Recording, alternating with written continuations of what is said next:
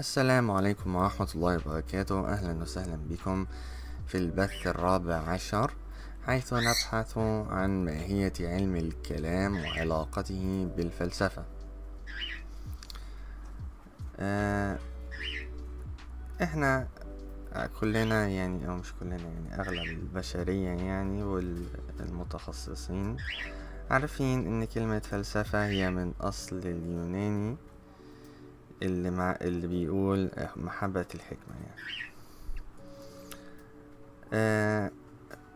وتترجم كثيرا في التراث الإسلامي بالحكمة باختصار، مش محبة الحكمة اللي هي مقابلها اليوناني كلمة صوفيا. فما هي الصوفيا أو الفيلوسوفيا؟ اللي هي الفلسفة دي هي باليوناني فيلوسوفيا. فبحثنا عن معنى الصوفيا اللغوي، عرفنا ان هو معناه الحكمة بمعنى المهارة في الحياة والمبنية على فهم للناس. بعد كده بدأنا نبحث عن المعنى الاصطلاحي للصوفيا، الذي يبدأ بالظهور مع هيراقليطس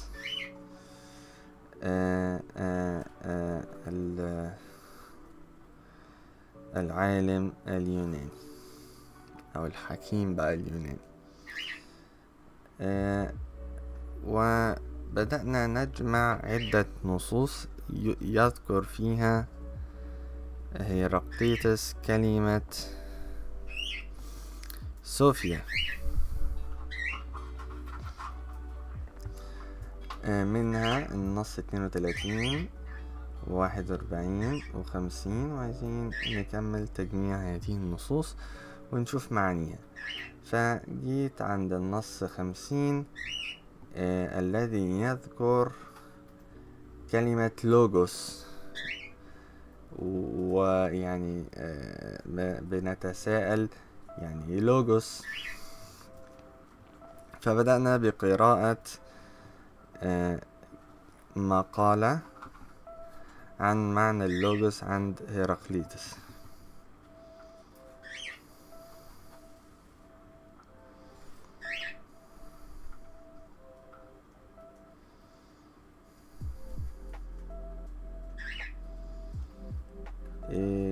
انا مش حاسس ان النص 82 مهم. بيقول اجمل القرود قبيح مقارنة بالإنسان.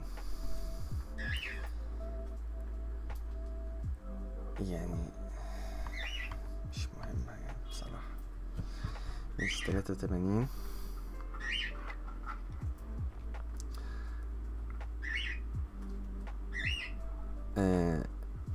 أحكم البشر بالنسبة لله أو مقارنة بالله سبحانه وتعالى.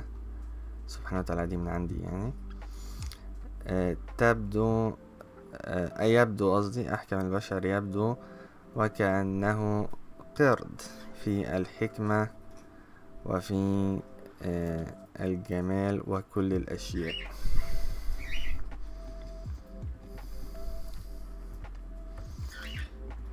دي 83.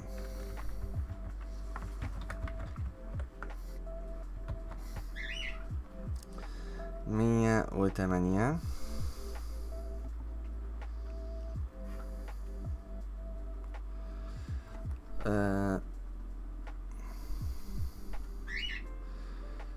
Of all whose discourses I have heard, there is not one who attains to recognizing what is wise, set apart from all. There is not one who attains to recognizing that the wise is set apart from all.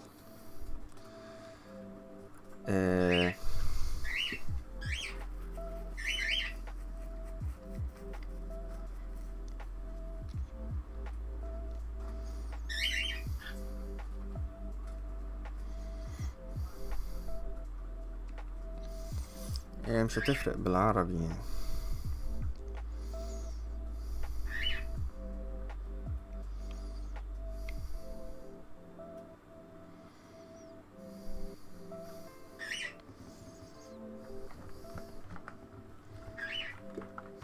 ايه تمام.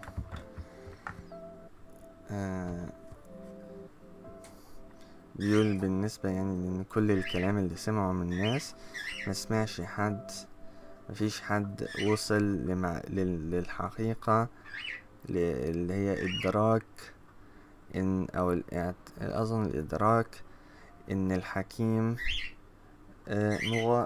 بعيد أو مغاير للجميع.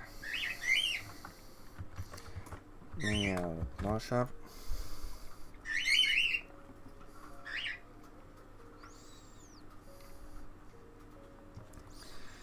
Thinking well is the greatest excellence, and wisdom is to act and speak what is true, perceiving things according to their nature. مهم جدا النص ده اللي احنا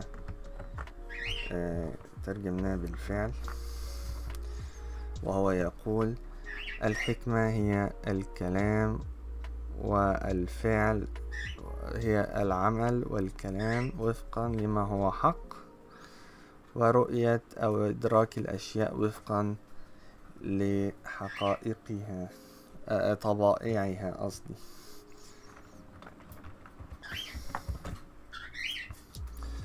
118.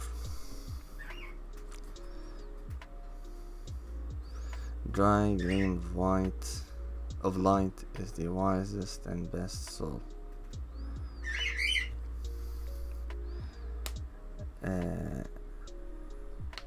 شعاع من النور الجاف هو أحكم وأفضل روح. برضه نص غريب يعني، بس ماشي.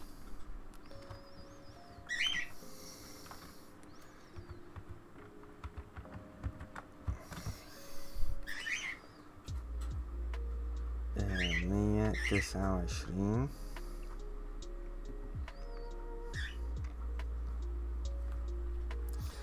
Pythagoras, son of Misarchus, pursued inquiry further than all other men, and choosing what he liked from these compositions, claimed for himself a wisdom of his own, much learning, bad craft.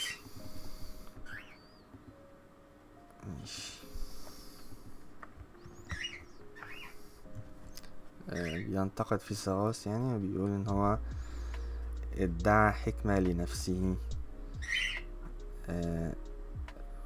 وهو يعني عالم كبير، ولكنه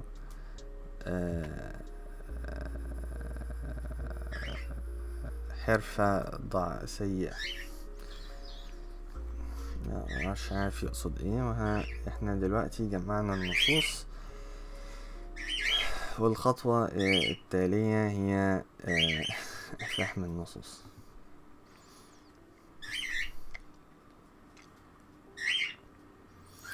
هنبدأ بمحاولة فهم ما هو اللوجوس.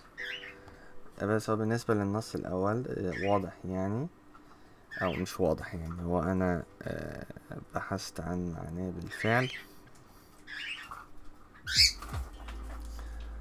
ومعناه بيقول: الحكيم واحد فقط، هو الله سبحانه وتعالى، وهو لا يعني لا يريد مش يريد، هو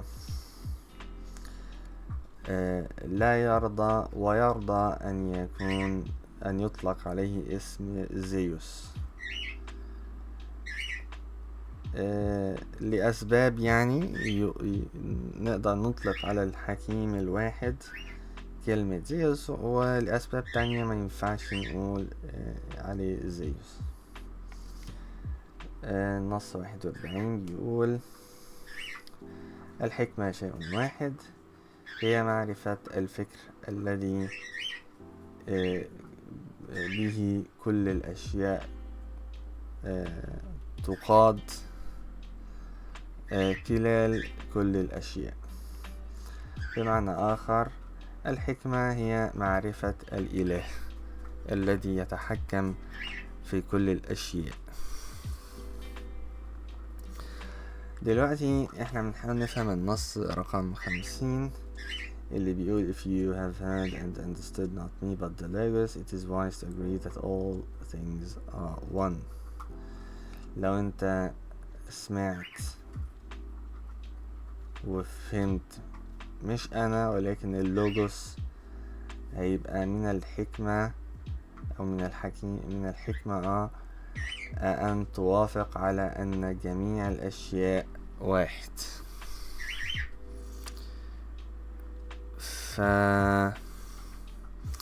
يقصد بايه لوجوس؟ ما معنى اللوجوس في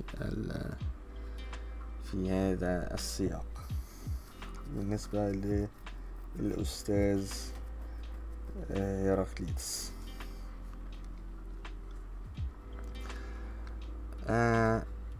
فبنقرأ بقرأنا القسم الأول من الشرح اللي كان بينتقد تعريف اللوجوس على انه معناه العادي، بانه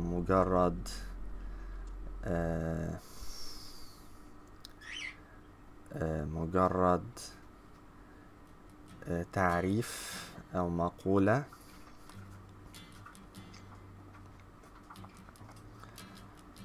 وانتقد فكرة انه المقصود قانون او نظام او مبدأ عام. بعد كده انتقد الفكرة اللي بتجمع ما بين الفكرتين دول، وهيبدأ دلوقتي في القسم التاني النظر في معاني الكلمة، كلمة لوجوس لغويا بالنسبة لمعاصرين هيراقليطس. يقول: As is well known, no single word in English can cover the full range of things called logos. In Greek, the word is applied in... هنفتح الصفحتين جنب بعض.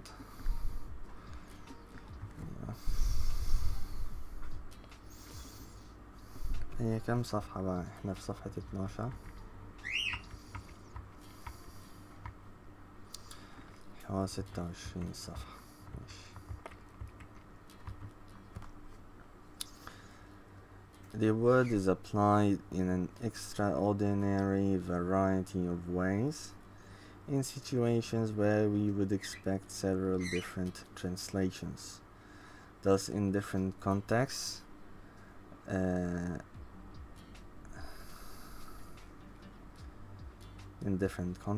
logos can be rendered into English as statement, story, account, rumor, report, explanation, saying or proverb, reputations, esteem, ratio, proportion, thinking, reasoning, argument, and reason as a faculty.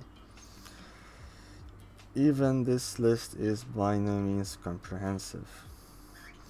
Most commentators reflecting on the use of logos in Heraclitus begin by remarking on this striking feature of the Greek term. A common approach involves compiling a list of distinct meanings of logos commonly found in ancient Greek literature in the 5th and 4th centuries and comparing its use in Heraclitus with this list.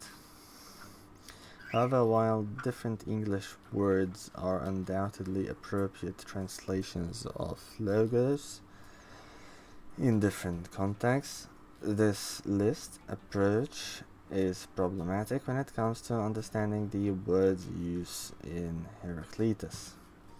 First, it risks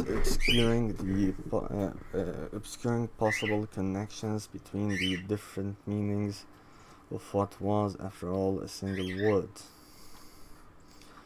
Moreover, such approaches tend to be ahistorical, while the word logos changed and broadened its range of application considerably over time. What is needed in this context, it seems to me, in preference to the list approach, is a historically sensitive inquiry into the semantic career of the term and an attempt to gain some feel for what a logos was for the Greeks of the early 5th century who used the word. In what follows, I offer a series of observations along these lines about the earlier recorded use of the Greek word logos. My aim is not to provide an exhaustive analysis of the concept. This lies beyond the scope of this paper, and in any case, much of the work has been done before.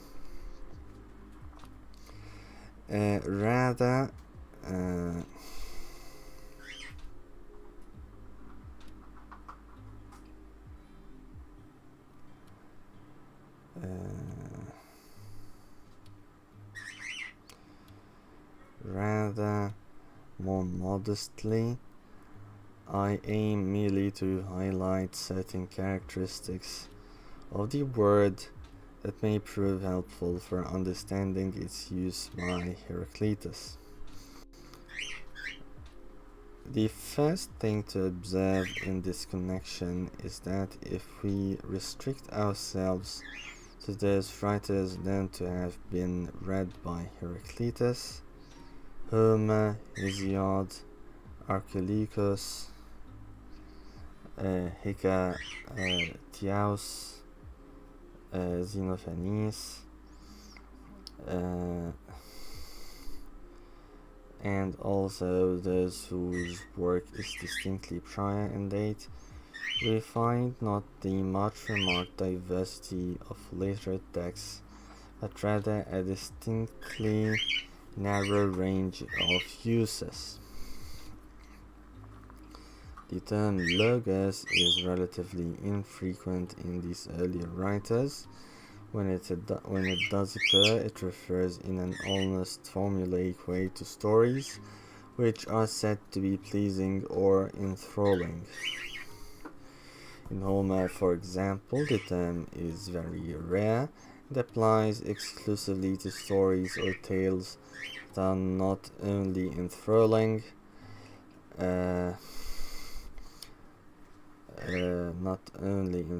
but also beguiling, especially those designed to disguise or cause forgetfulness of the true state of affairs. يعني ايه enthralling و beguiling؟ مش مهم. The same is true of Hesiod, where logoi are always stories and are overwhelmingly depicted as deceptive, and of Xenophanes, where logos consistently means story. More commonly in Homer, people are said to address each other not with logoi, but rather with individual words, epia. This way, use of logos in early writings is infrequent, while its range of application remains particular and confined. Over the course of the 5th century, the range of uses of logos broadened considerably. Nevertheless, throughout this period, the term was still most commonly used to refer to something said in words or appearing in language. لحظة واحدة.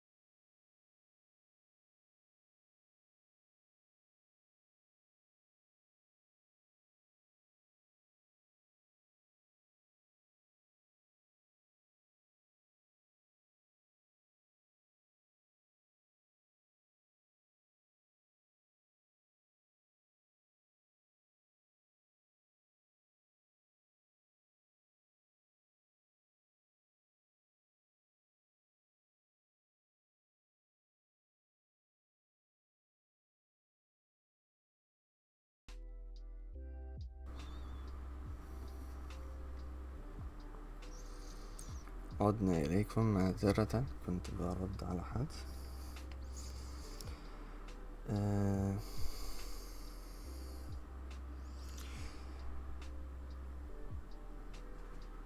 نكمل. نعسين.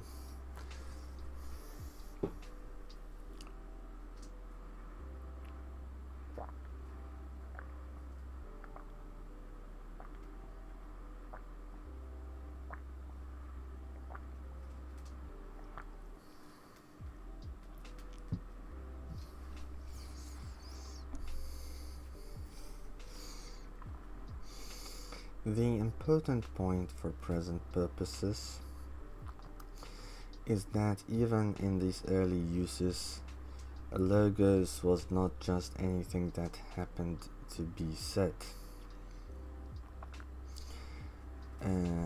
Rather, the term consistently denoted a presentation in words of things as being a certain way.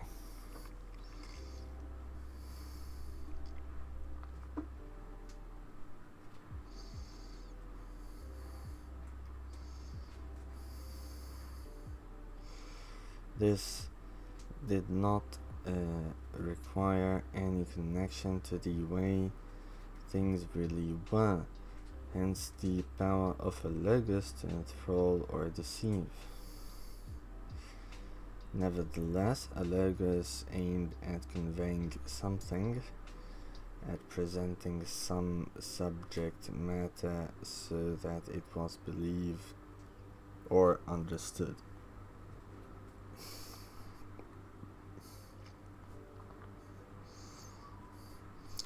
Particular logos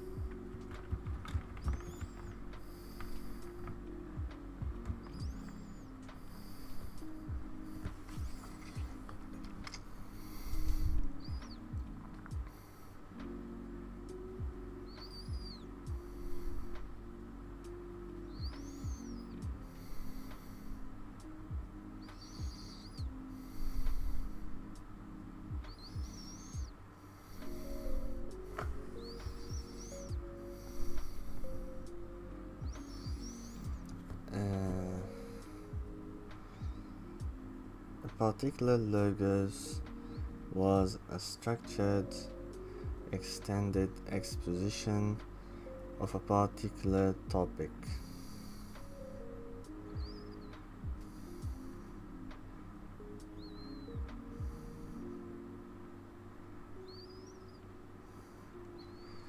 In contrast to individual words, the onomatopoeia, it was a connected, meaningful statement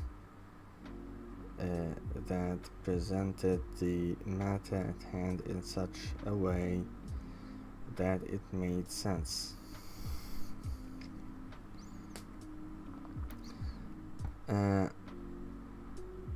Moreover, the term logos did not denote the actual words used or the external manifestations of speaking, such as movements of the lips and tongue, so much as that which came into being through words, the argument, explanation, or story delivered. Thus, many different forms of speaking or writing, including stories, accounts, statements, legends, rumors, and reports,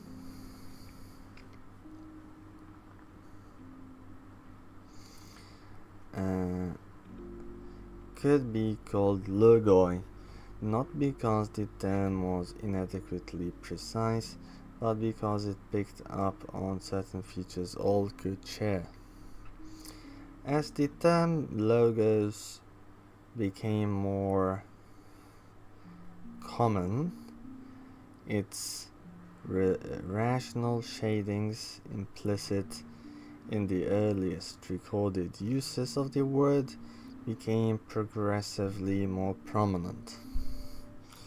Since a logos was an extended, meaningful exposition of some topic, giving one typically required a certain mastery of the subject matter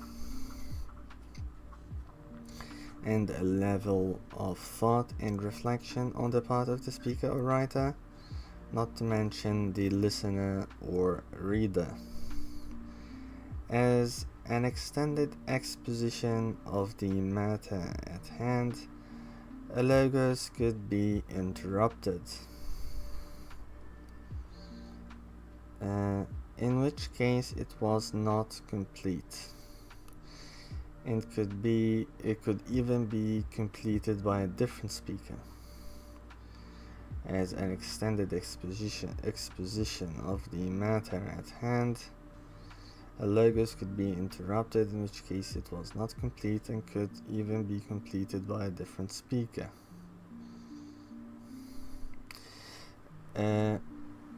This kind of independence from any particular speaker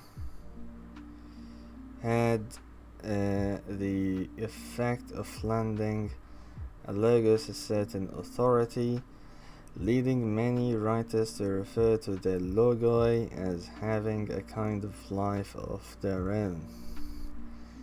In such cases, يعني أنا لحد دلوقتي اللي أنا فاهمه إن كلمة لوجوس تبدو وكأنها تعني توافق كلمة مقالة بالعربي.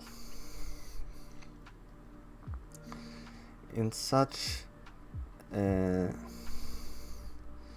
cases, logos was not so much the actual exposition in particular words, but rather its content, the case made, or the argument advanced.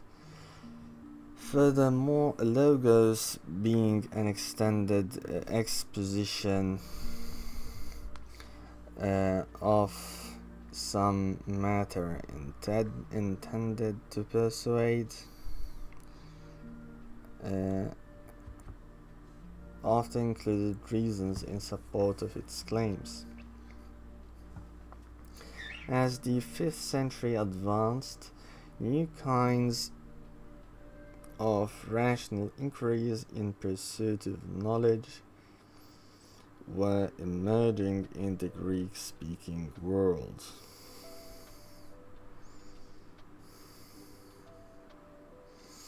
As the 5th century advanced, new kinds of rational inquiries in pursuit of knowledge were emerging in the Greek-speaking world, the results of which were increasingly commonly written down in prose.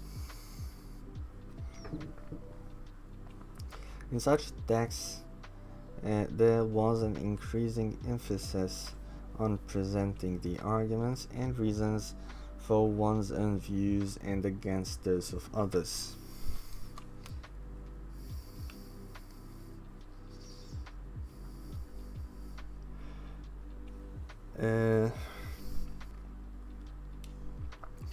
This probably contributed to the development to the development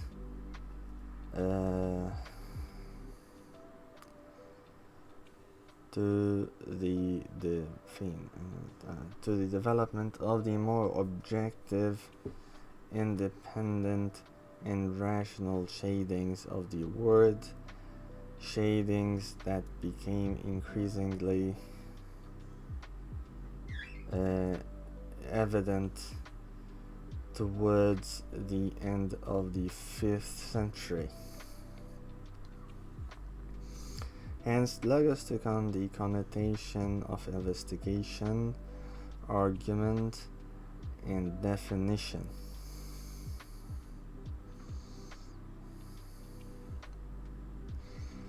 Presentation in words that aim to make its subject matter clear, and increasingly came to be used for justification reasoning, the process or activity as might be displayed in one's work.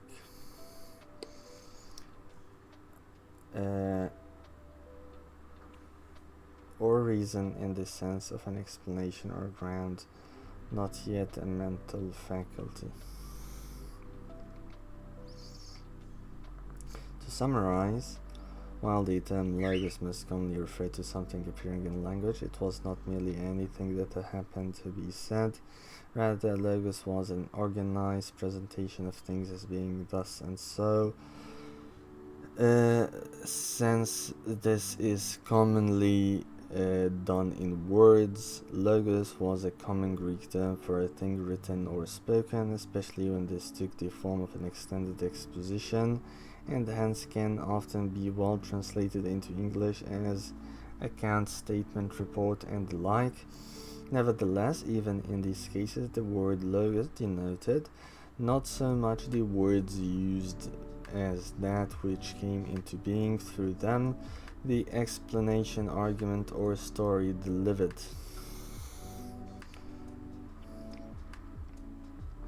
In the earliest uses, it was applied more often to beguiling or enthralling tales than to the cool exposition of matters of fact. However, with time, its implicit rational connotations became more prevalent, and it began to be used in contexts where we would employ the term argument, reason, or definition. Eventually, the term came to denote the activity or process of figuring things out, and hence reasoning or calculation, and then still later, from the 4th century onwards, the power that allows us to do these things, the power of reason. Nevertheless, it remained the basic function of a logos, or simply of logos, to present things as being a certain way, so that they make sense as a whole and can be understood. والخلاصة إن معنى كلمة لوجوس في القرن الخامس الميلادي قبل الميلاد إن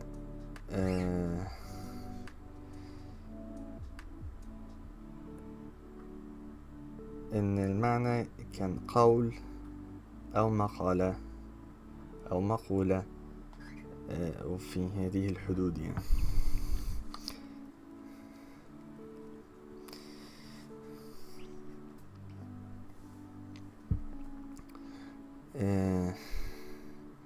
Keep going. حاضر. Section 3. If we keep in mind these features of the common contemporary use of the Greek words, it becomes possible to view Heraclitus's employment of it in certain key fragments in a new light. I begin with some brief thoughts on fragments 45 and 115.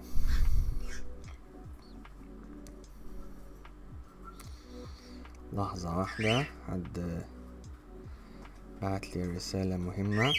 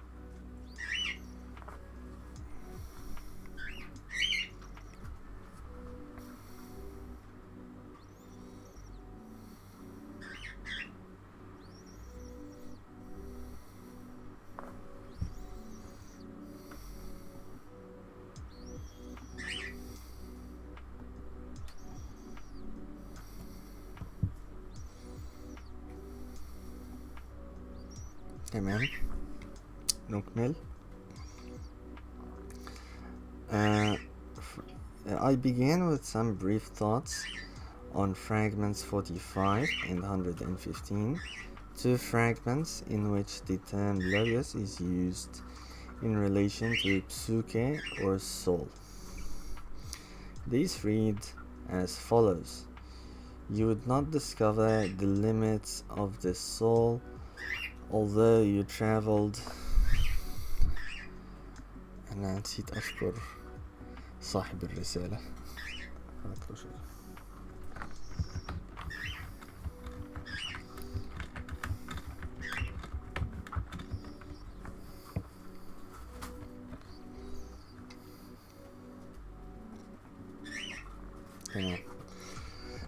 These read as follows: you would not discover the limits of the soul although you traveled every road it has so deep a logos. You would not discover the limits of the soul although you traveled every road it has so deep a logos. ماشي. The soul has a self-augmenting logos. ماشي. As noted, the most frequent translation of logos in both of these fragments is Maja, suggested to those adopting it by the adjective deep and by the sense of ratio or proportion found in fragment 31. However, despite its popularity, this reading faces serious problems.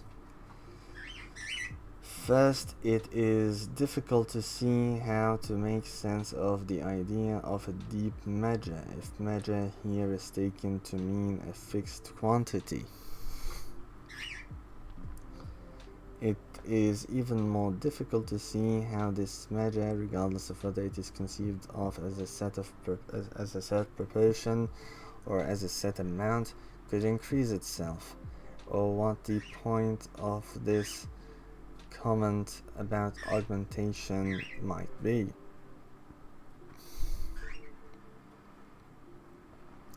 Second, this reading would assign to the term in these fragments a meaning detached from that attributed to it in fragments 1, 2, and 50, while again maintaining at best a stretched connection to contemporary use. Finally, this reading would effectively reduce these remarks on the soul to comments on the dimensions and material constitution of physical objects, while Heraclitus clearly had views on the material composition of soul or souls. Other fragments indicate that he was also greatly interested in the psyche as a feature of the living person that is a seat of cognition and that can be in a better or worse condition, thus imbuing the soul with new psychological and ethical significance.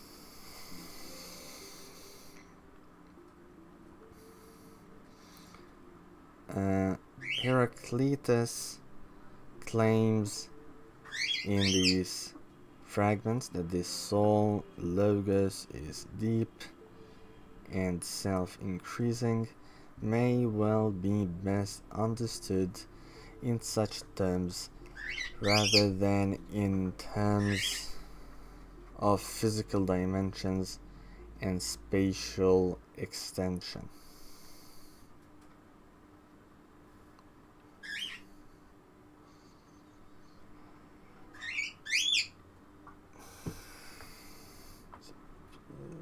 Soul in Heraclitus is interested in the soul as a feature of the living person that is a seat of cognition and that can be in a better or worse condition, thus imbuing the soul with new psychological and ethical significance.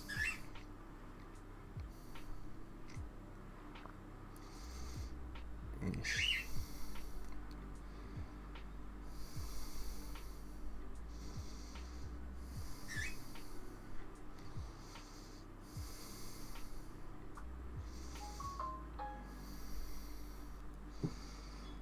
أنا مش فاهم برضه بصراحة.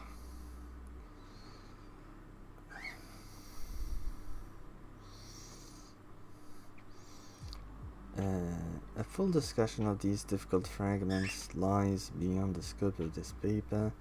Nevertheless, I believe a more plausible way of understanding the use of logos in them is possible. If logos is read along the lines suggested here, as meaning something like presentation of things as thus and so, Heraclitus can be understood in fragment 45 as claiming not that the soul has a certain physical dimensions, but rather that its nature never becomes available to us in such a way as to admit of a comprehensive understanding. On this interpretation, Heraclitus is highlighting the distinctiveness of self-understanding and its peculiar limitations. His point in describing the logos of the soul as deep is that the soul is for us, as we might say, unfathomable, while his claim that we could not discover its limits, even by traveling every road, adds the familiar Heraclitean idea that the mere accumulation of information is not sufficient for understanding the soul. Similarly, in fragment 115, Heraclitus may be expressing not the view that the logos of the soul augments itself in some spatial way, but rather the interesting idea that a kind of regress occurs when one tries to take oneself as the object of an exposition, or to grasp and comprehend one's own mind as a whole. These suggestions are admitted and inevitably speculative. I claim here only that understanding the meaning of logos in them in the way I recommend creates room for a more plausible, in many ways more satisfying reading than the major alternatives.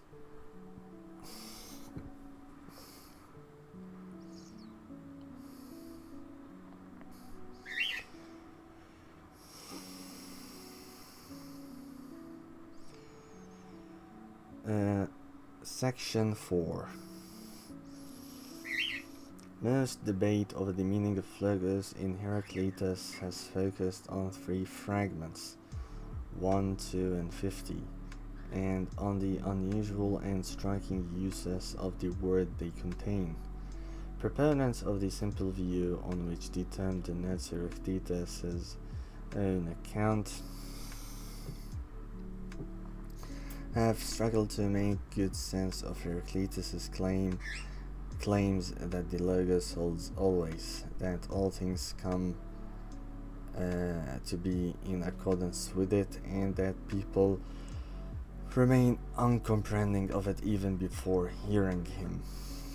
On the other hand, proponents of the cosmic law interpretation, on which the term denotes a general principle or formula of things structuring the cosmos, require that we take Heraclitus to have used logos in a way unattested in any other text of similar age and altogether detached from its most common use in his time.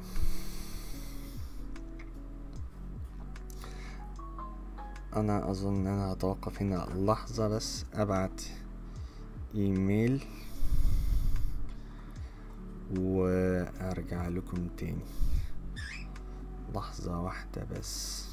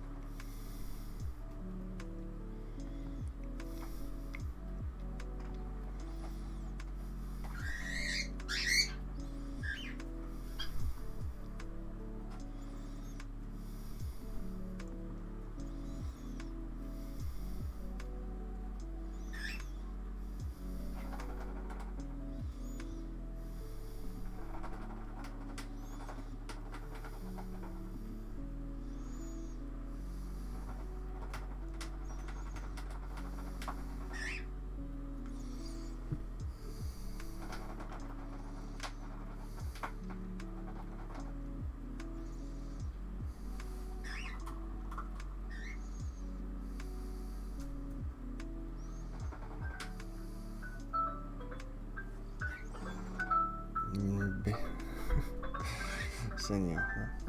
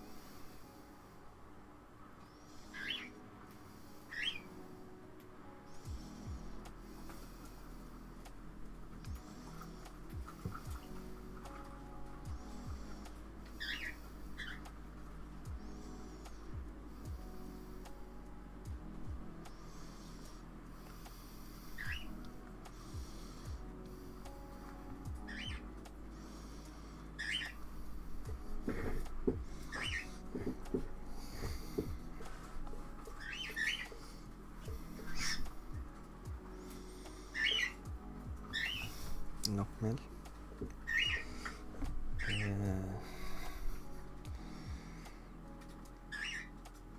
يقول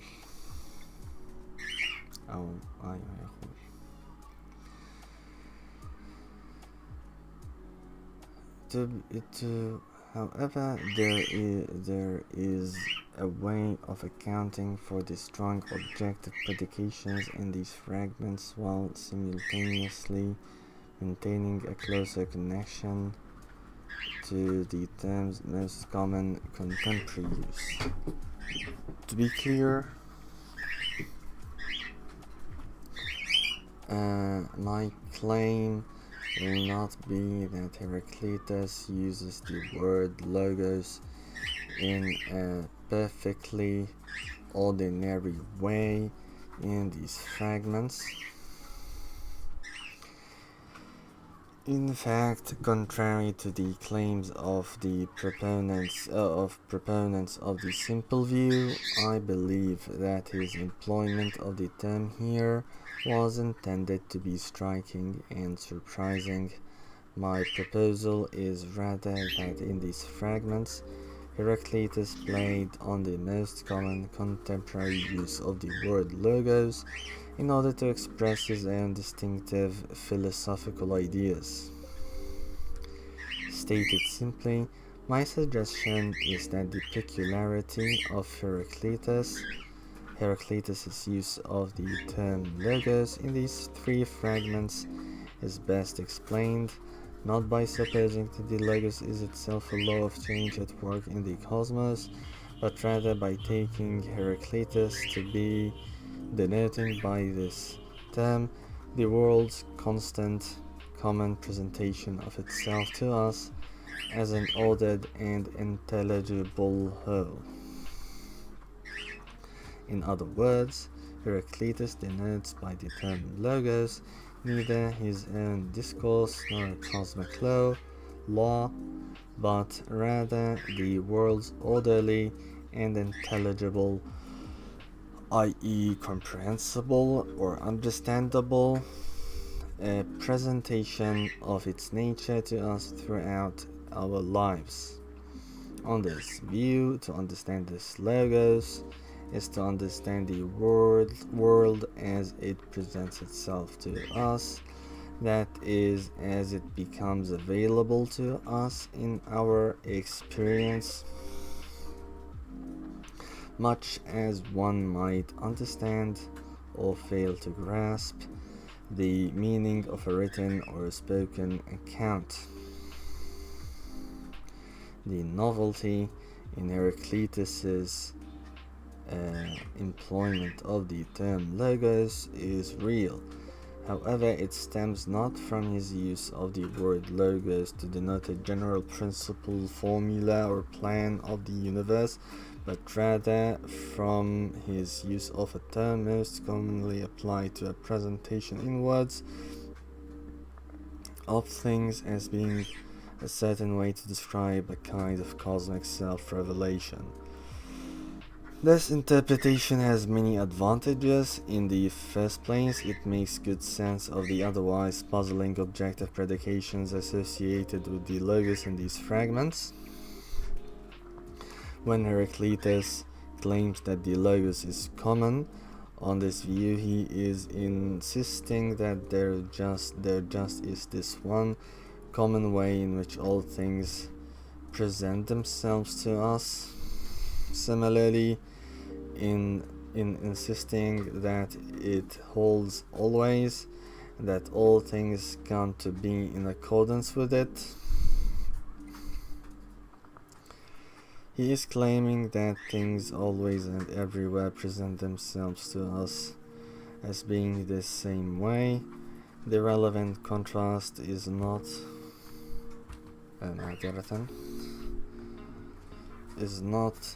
with the false, as it must be for those who would claim that the logos is common simply means it is true, but rather with the private. In fact, Heraclitus insists that there is no such thing as a private understanding, Most people live as if they had such a thing of their own. If the logos is common in this way, then true phronesis will be common too. أظن phronesis معناها علمي. Since there will be just one single way of understanding things that is appropriate to one common reality. Nevertheless, Heraclitus clearly thought that most people lack understanding of the way things really are. The basic problem he seems to claim lies neither in the nature of things nor in some deficiency in our perceptual and other cognitive capacities, but rather in a failure of comprehension, or we might say interpretation, on our part. Most people simply fail to understand what is always and everywhere right before their eyes. It is for this failure to grasp the world as it continually presents itself to them, I suggest, and not simply the failure to understand what Heraclitus has to say, that they are castigated and chastised. The present account shares these advantages with the cosmic law interpretation. At the same time, it avoids the most serious problems faced by all such interpretations, chief among them the need to maintain some close connection between Heraclitus' use of the word logos and its ordinary use in his time to denote a written or oral account. The key idea on the present interpretation is that Heraclitus understood the cosmic logos as something that can be understood by us in much the way that a written text or spoken account can be understood by us. On this interpretation, the one common cosmic logos is like oral and written logoi, an orderly, intelligible, i.e. understandable, comprehensible presentation of things as thus and so. Understood in this way, Heraclitus' opening lines deliberately and skillfully play with his audience's expectations by highlighting similarities and differences. For while the cosmic logos can be better or worse understood, much like written or oral account, it differs in that, in contrast to the plethora of written and verbal accounts, there is just this one cosmic logos, common to us all. While it may not literally be listened to in the way that human speech can be listened to, it can be attended to and comprehended, perhaps even hearkened to, as if it were a kind of message.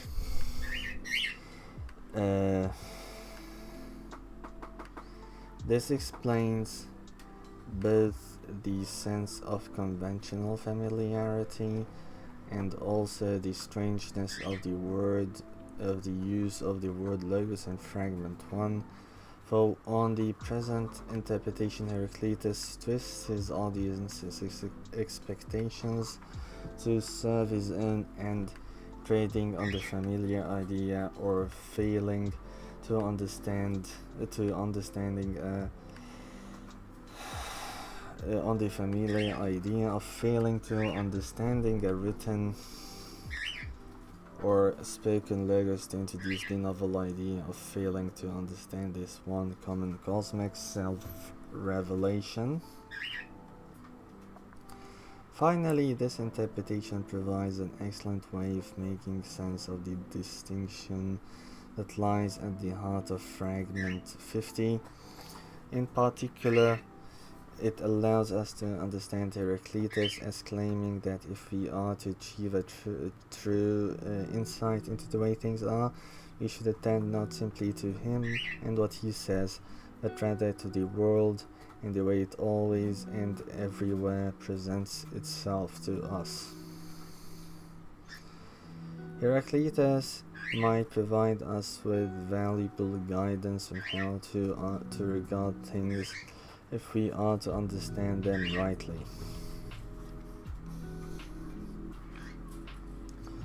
And might help us avoid certain kinds of mistake.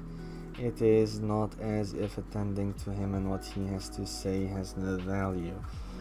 But what Heraclitus is aiming for on this interpretation is not simply that his audience should listen to him and accept what he is saying as true, but rather that they should tend to the way the world presents itself to them in their own experience and understand things rightly for themselves.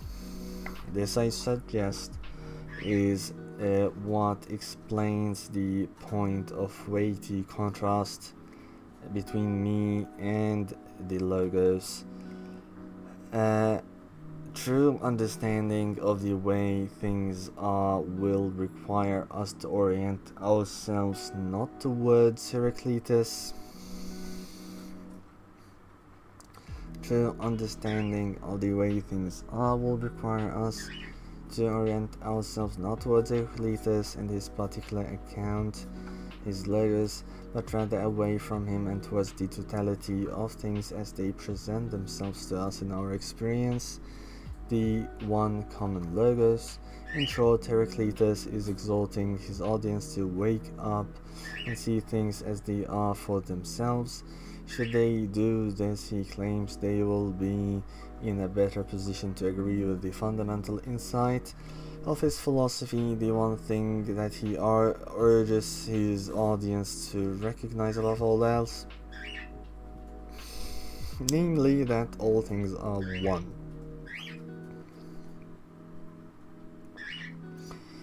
بعد كده في هامش مهم بيشرح يعني all things are one. 63. I speculate that Heraclitus may have had something like the following idea in mind. Things tend to present themselves to us in our experience as particular, as being this or that, as a plurality, as all things considered as a plurality of distinct individuals.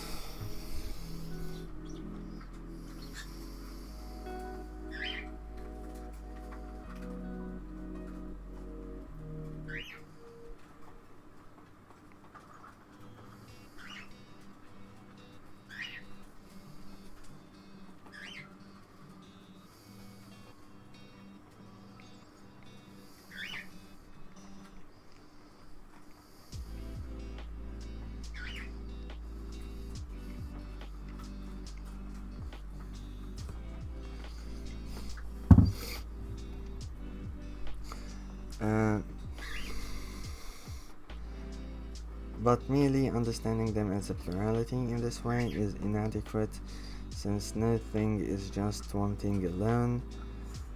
Rather, all things are interdependent in various ways and pass over into one another by degrees. An adequate understanding of the nature of the cosmos therefore requires an appreciation of the underlying unity of all things. Yet this unity does not involve the collapse of all plurality and diversity. On the contrary, the persistence of the whole across time requires diversity, conflict, and change. Thus, true understanding requires appreciating both the underlying unity of all things and the dependence of this unity on diversity, change, and strife. Comprehending that this is so now and how this is so is what understanding the logos requires. ماشي. آخر قسم النتيجة.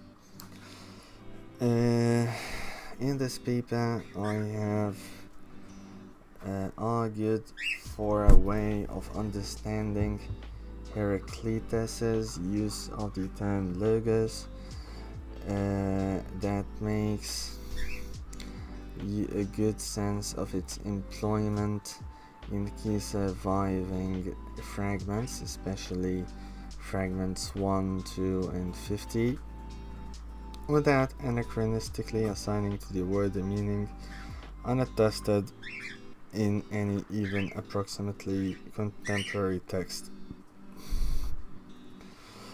On this view, Heraclitus did not use the word in a perfectly ordinary and straightforward way in these fragments, but nor did he use it in a way altogether detached from normal everyday use. Rather, I have argued Heraclitus traded on the usual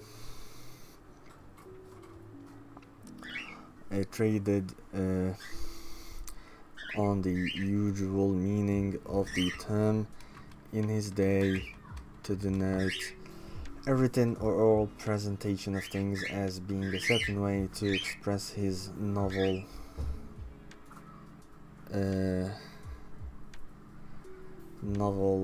philosophical ideas.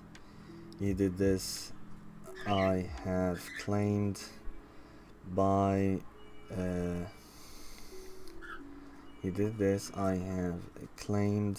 applying the term usually reserved for a written or oral presentation of things as thus inserted to denote the one common cosmic self-revelation. This allowed him to compare most people's failure to comprehend the fundamental nature of things based on their own experience to a failure to grasp the meaning of a spoken or written account. If this account of the meaning of logos in Heraclitus is accepted, it suggests a certain way of thinking about Heraclitus's project as a whole. It is tempting to read Heraclitus as a relatively orthodox natural philosopher, presenting his view of the way things are, and arrogantly berating people for being too foolish to understand the truth of what he says.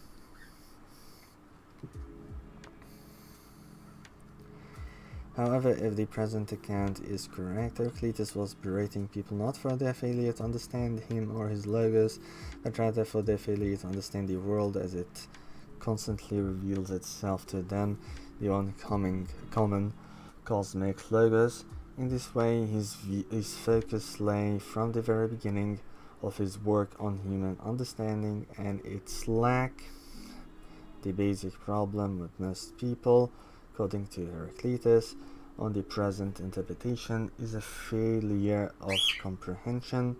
What is needed to address this lack of comprehension, he seems to say, is not more information, but rather a more adequate understanding of what is already everywhere right before our eyes. On this view, Heraclitus aimed in his work to startle his audience out of their complacency and to steer them towards grasping the true nature of things rightly for themselves. There just is this one common logos, he insists, which continually confronts all of us alike, yet in the face of it, Most people remain uncomprehending even after they have heard what Heraclitus has to say. Okay. عايزين نفهم موضوع وحدة التوحيد. مفيش كلام عنها الكتاب، مش عن هيراقليطس، عن الفكرة القديمة عموما. ماشي، استفدنا يعني.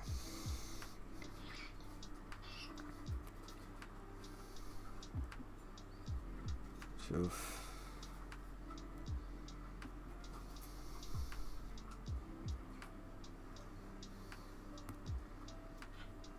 ده